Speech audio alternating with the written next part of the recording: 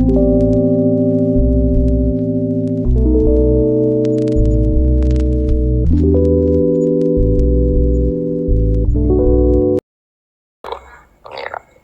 Ya sudah seperti ini. Yang soleh kaya salabah malah akhirnya suul khotimah. Padahal dulu disebut hamamatul masjid, tukang itikaf. Gak tahu mulai kok masjid, tapi akhirnya suul khotimah. Wahsi sing mata ini kekasih Nabi, rupanya mata ini Hamzah ditakdir husnul khotimah. Makanya itu ngoya muqallibal qulub tsabbit qalbi ala dini. Kita tidak pernah tahu. Nah kenapa kalau saya ngaji PD, mereka aku muji pangeran, saya tidak pernah mikir awakku, tak penting awakku, penting muji pangeran. Ngaji itu artinya kan muji pangeran, muji ilmu nih pangeran, ya sudah selesai. Itu aku itu dungo itu mikir awakmu dewi. Mulane dungo mbek ngaji ku derajate dhuwur, ngaji, mergo ngaji muji pangeran, nak dungo mikir awake dewi. Makanya masyhur itu ada dua kelompok di masjid, yang satu diskusi halal haram, yang satu berdoa. Terus Nabi keluar dari rumah berdiri, sempat ragu, saya kemana? Akhirnya Nabi ngendikan mereka itu berdoa kalau Allah mengabulkan ya disembadani. Tapi mereka belajar halal haram. Itu perintahnya Allah, saya sebagai Nabi. Terus akhirnya Nabi gabung kelompok yang belajar halal haram. Karena belajar halal haram artinya ingin menghidupkan hukumnya Allah Ta'ala. Tapi nak wong donga kepingine iku kabul kajate. Ini mikir awake dhewe. Makanya saya termasuk ulama yang jarang berdoa. Tapi ya berdoa, tapi kadang-kadang. Nah, aku kan gak kontribusi ning agama rapati ya itu. Oh, dasar murahan. Ya tapi piye mulang ya ora payu. Jadi kadang-kadang kula dibantah. Lah jenengan mulangi payu, Gus. Lah kula ora payu, donga ngono. Ya tapi aku ngerti pangeran ra bakal nyembadani barno ora Gus. Pangeran yo paling sedikit sithik ngono cukup wong. Kula termasuk orang yang enggak setuju ya kalau orang sholawatan terus berlebihan tapi khidmah ini Nabi kurang. Maksudnya gini loh, sholawatan berlebihan ya. Redaksi sholawat tentang Nabi itu kecil.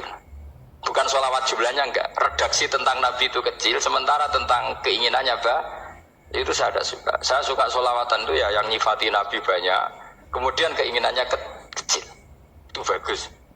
Kayak Ihya Abdul Hasan Asadili itu, kalau dongo itu jaluknya mau swidik paling baris paling terakhir. Misalnya gini, nahmaduka ya man huwa la ilaha illa anta arrahmanur rahim, itu langsung in sampai nyifati Allah itu 99. Puan ngono nganti berkuras-kuras. Lagi terakhir mau jaluk donga sithik. Aku kan enggak muni muji Allah mau basa-basi tok. Alhamdulillah rabbil alamin wassalatu wassalamu ala Muhammadin. Mau go syarat tok. Baru Allah mbak inna saluka nganti telung lari. Tolong halaman. Tapi pas muji pangeran alhamdulillah rabbil alamin wassalatu wassalamu ala Muhammadin. Baru terus donga njaluk mapan tolak buala. Yo aja. Mana jare pangeran? Muji kekasihku suwidik dongane kecangkeman. Lah saya tuh gak suka jenis itu. Harusnya sholawatnya itu yang panjang. Maksudnya nyifati Nabi yang panjang. Baru mintanya sedikit. Itu bagus itu. Dia akhlak. Makanya saya diantara sholawat yang senang itu sholawatnya Habib Ali Al-Habsyi yang arang sim tutur. Kalau beliau baca sholawat itu sholatan yattasilu biya ruhul musolli alaihi bih. Bayam basitu fi qalbi sirru nuri ta'alluqi bi wa hubbi wa yuktabu biha bi inayatillahi ta'ala fi hisbi. Jadi dia baca sholawat itu, ya Allah berikan sholawat kepada kekasihmu Muhammad. Dengan sholawat ini rohnya saya, musolli itu rohnya saya yang membaca sholawat bisa sambung dengan rohnya Rasulullah. Dan setelah sambung saya terhitung sebagai orang yang mencintai Rasulullah. Dan saya berharap dari cinta itu saya tertulis sebagai umatnya. Apa kan enggak mau sholawat itu mau redu. Saya termasuk orang yang enggak saya loh ya. Tetapi ya tetap baik timbang nganggo primbon ya satu sholawatan ya. Tapi boleh punya etika lah dengan Rasulullah itu. Boleh kalau dongo nyifati Nabi yang banyak ya baru keinginan. Kan banyak tuh sholawat yang seperti yang saya misalnya di kitabnya Sayyid Muhammad ada Allahumma sholli ala sayyidina Muhammad nuri kalam alladzi wa nyifati Nabi itu sampai panjang lebar baru menceritakan hajat.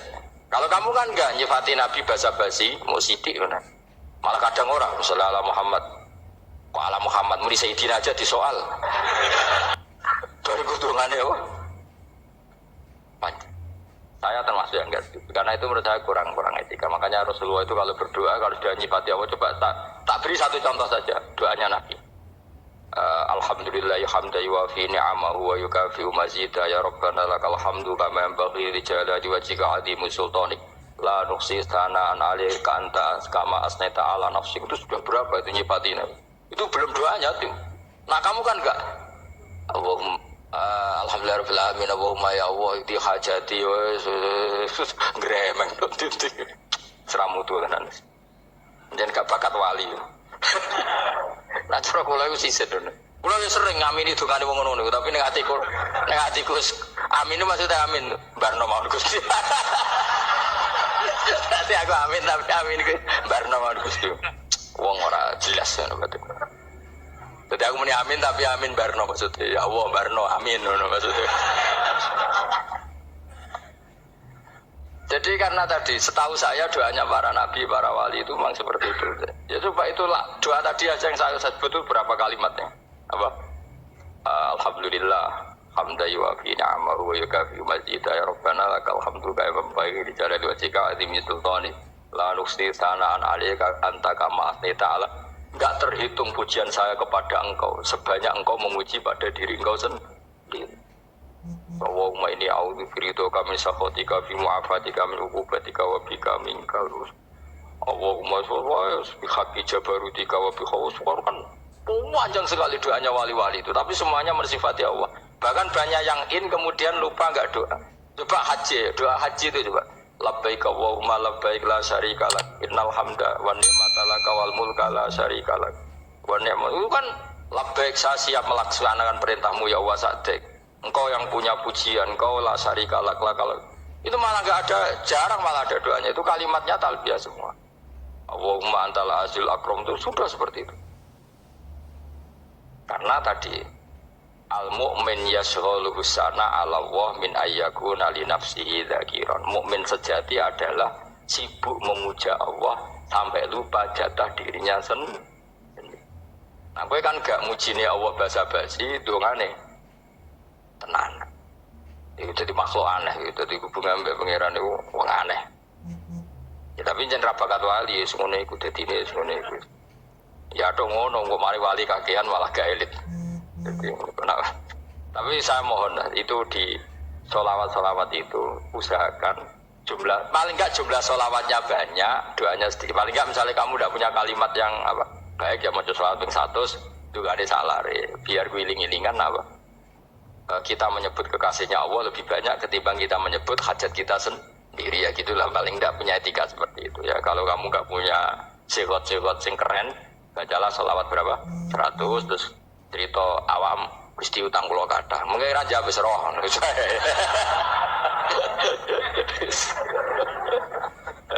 Tapi kan kita menyebut kekasihnya sampai 100, nyebut utang bisa. No coba nyebut kekasih bisa, nyebut utangnya 100. Berarti yang sampeyan nek ditakoki pangeran, kowe nyebut kekasihku piro pisan, nyebut utang 100 dasar rayu utang ngono-ngono kan. Ya ada, saya termasuk orang yang nggak setuju tadi. Jadi kalau redaksi sholawat cari yang mujinya Nabi lebih lebih banyak. Karena itu nanti lebih diridhoi Allah Taala. Coba Allah sendiri kalau nyebut nabinya itu hitung saja. Laqad ja'akum rasulun min anfusikum. Jadi rasulun min anfusikum, seorang rasul yang sejenis dengan kamu. Terus azizun, orangnya sangat terhormat.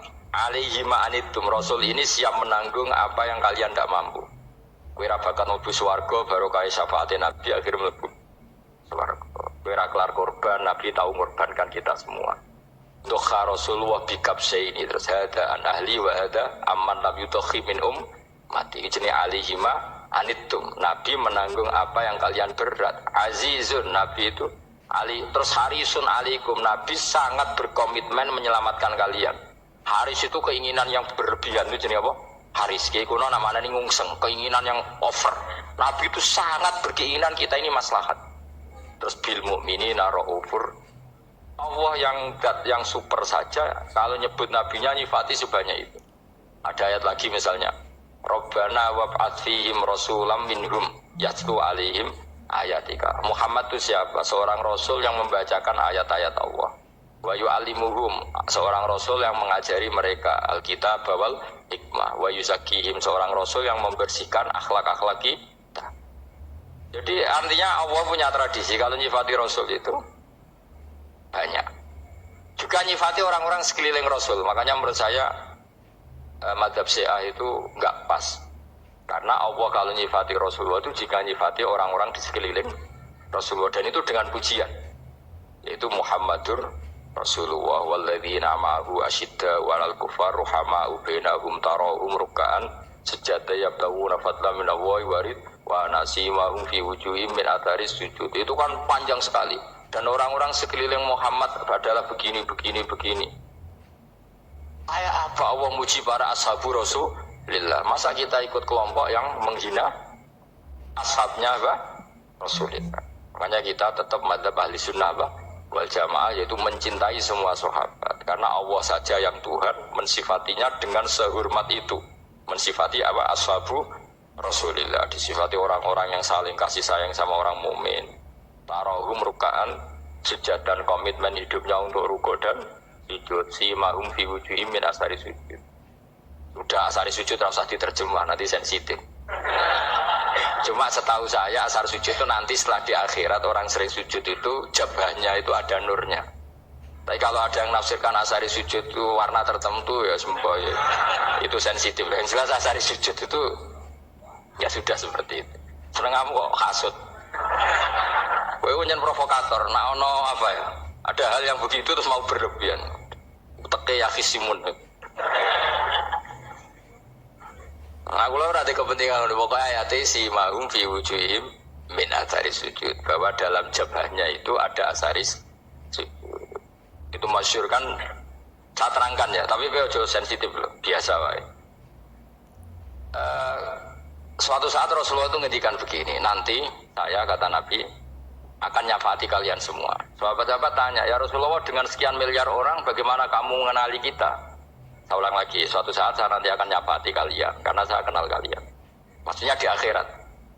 Ya Allah, di akhirat. Terus sahabat tanya, ya Rasulullah bagaimana engkau mengenali kita sementara nanti di akhirat bermiliar-miliar orang itu? Terus Nabi ngendikan gini, jika kamu punya unta dengan tanda tertentu, saya ulang lagi, jika kamu punya unta punya tanda tertentu, dalam jidatnya ada begini, dalam tangannya ada gini, dalam kakinya ada gini, maka apa kamu bisa membedakan untamu dengan unta orang lain? Ya bisa ya Rasulullah, karena unta kita khas. Misalnya kaki depannya ada putihnya, kaki belakangnya ada putihnya, dalam badoknya ada putihnya. Kata Nabi, inna ummati yut'auna yaumal qiyamati hurran muhajjalin min asaril wudu. Nanti umatku nanti wajahnya juga bersinar, tangan kakinya juga bersinar. Jadi asar itu saya pastikan secara riwayat itu akhirat, artinya tentang akhirat. Tapi bahwa yang di dunia ada yang memulai asar itu ya monggo mawon. Loh itu bagus kan, artinya ekspresi percepatan. Tidak apa-apa loh, daripada kok kowe ra jelas ini gitu. Maksudnya ya orang ngetok kowe pancen jarang sujud tenan. Wis ora usah sensitif, tapi yang jelas ya nanti. Ya soben kiamat ruang samu. Nanti hisab itu nanti kalau hitung hanya sekitar 3 jam. Hisabnya sak dunia itu hanya sekitar, karena malaikat itu tidak kesulitan sama sekali. Tawarai ya, ini nggak akan salah saya dalam hal ini karena riwayatnya sahihah. Kenapa hisab itu hanya butuh rubu'un nahar, seperempat dari siang enggak? Anggap saja siang itu 6 jam atau 12 jam, itu aja terserah. Kalau 12 paruhnya akan 6 ya. Seperti seperempatnya berarti 3. Itu gini. Jadi nanti di mahsyar itu kan yauma tabyadu wujuh wa taswaddu wujuh. Yaudah yang kafir itu kelap, hilang. Wajahnya, tubuhnya semuanya gelap. Yang mukmin itu semuanya terang. Jadi sudah yang tabyadu wujuh wa taswaddu wujuh otomatis terus ningkat. Terus pergerakannya itu delala yang tabyadu wujuh itu ke kanan, yang taswaddu wujuh ke kiri. Maka kamu jangan punya sinar yang kelap-kelip, nanti kena bego yang karena gak jelas tadi. Maka kamu harus sinarnya yang sejelas-jelasnya. Ghurran muhajjalin min asaril. Bila perlu nur kamu sampai menembus langit saat itu. Makanya ketika orang mukmin sudah nurnya ada di muka, ada di tangan, masih ngendikan Rabbana atmim lana Nurona karena takut masih kena bigo tadi. Karena kalau hanya wudhu tok, sikil tok kan, bayangkan di miliaran orang kan bisa agak kelihatan. Tapi kalau nurnya sampai nembus langit kan, itu siapa kok nurnya sampai, kan malaikat langsung tahu. Lah ini hafal Quran, alim kan insya Allah nurnya itu. Sama zaman itu masih berdoa, Rabbana atmim lana, sempurnakan nur kami. Karena nanti identifikasi malaikat berdasar tadi, kalau ada nur berarti diletakkan ashabal yamin, kalau nggak ada nur, ashabal shimal. Nah malaikat yang dibawa bigu itu kira-kira detail gak? Dugaan saya kalau kelap-kelip pasti kena simal. Wah ini partai kiri, mesti kan. Pemenang yang wudhunya mau dulit sirah tok sidik. Karena anak madzhab Syafi'i. Sebetulnya meskipun itu sebaiknya kalau basuh sirah itu kabeh ben ora kelap. Aneh-aneh pepes terus dulat-dulit tok. Oh itu sebenarnya ya itu. Kelap-kelip. Ya sudah ya. Setelah itu kata ngendikane pangeran yu'raful mujrimuna bisimahum fayukhadu bin nawasi wal aqdam. Orang-orang pendosa kelihatan maka diletakkan di kiri. Nah sama yang orang-orang baik simahum fi wujuhim min asari. Jadi ayat itu jelas tentang akhirat. Tapi kira usah terus provokasi. Seneng kamu kok ya khisimun maksudnya provokator. Jadi nanti yang mukmin jelas nurnya. Dan nur ini nanti dengan kadar iman kamu, perilaku kamu. Ada yang kelap-kelip, ada yang... Nah yang kelap-kelip ini yang kena bigo itu tadi. Nanti setelah kena bigo ikut ashabi simal, yang kelap-kelip disortir lagi, malaikat yang bagian detail kan ada nanti. Nah ini terus ditubir neraka. Yang kafir benar-benar neraka, yang ini ditubir neraka. Nah, itu nanti ini yang ngel-ngelo kanjeng Nabi digoleki ya ini itu. Mana sakit kanjeng Nabi, mana ono kiai soleh darani, nah iso soleh dewe sakit Nabi mereka terus goleki. Di umatku sing kelap-kelip dicari di syafaat. Ya, imma langsung dituruti Allah, wa imma diubahsinin rokok. Ya terserah rencanamu piye kono kowe. Tapi yang jelas apa? Kiamat itu cepat sekali karena tadi ada identifikasi tadi. Makanya hanya cukup 3 jam karena tadi yang jelek kelihatan jelek, yang baik kelihatan baik. Makanya cepat. Ya araful mujrimuna bisimahum, orang pendosa dikenali lewat alamatnya yaitu taswaddu apa? Wujud. Kalau orang baik dikenali lewat tabyadu wujud. Nah terus setelah nyingkir, ini ngono tak warai kiamat. Setelah nyingkir, itu faduri babenahum bisuril lahu bab. Setelah tersingkir tadi, terus lalu ada pintu penghalang, pintu pemisah. Nah pintu pemisah tadi yang sisi kanan langsung jadi surga, yang sisi kiri jadi neraka. Itu disebut faduri babenahum bisuril lahu bab batinu fi rahmatu wa dhahiruhu min qibalihil adab. Yang pintu arah kanan otomatis wilayah surga, yang pintu kiri otomatis wilayah neraka. Nah problemnya ketika penutupan pintu itu yang kelap-kelip itu katut kemana ini yang makanya kamu jangan malok partai yang apa kelap-kelip yang gak jelas itu koalisi kemana ya. Kalau partai besar kan iso nyalon presiden, partai kecil ini kan ikut mana ini kan? Sing sak isore 1%, 2% itu kan repot. Loh, coba misalnya nur kamu 2%, berarti gelap kamu kan 98%. Kira-kira malaikat mengkategorikan kemana coba?